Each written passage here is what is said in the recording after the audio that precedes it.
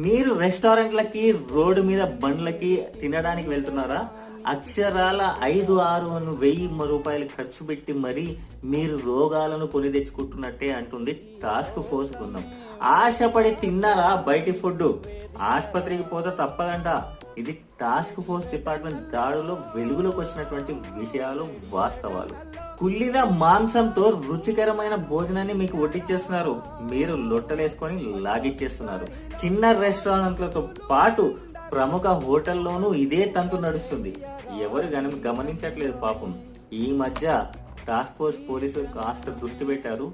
రకరకాల వార్తలు బయటకు వస్తున్నాయి. అయినా ఇంట్లో కాస్త ఉప్పు, పసుపు తక్కువైతే ఏమండినవే అని అనే మనము బయటికి వెళ్తే ఇవన్నీ ఏం కనిపిస్తాయి? హైదరాబాద్ లో 24 హోటళ్లపై కేసులు నమోదయ్యాయి. కల్తీ, నాణ్యత లేని కుళ్ళిన ఆహారాన్ని విక్రయిస్తున్నారు.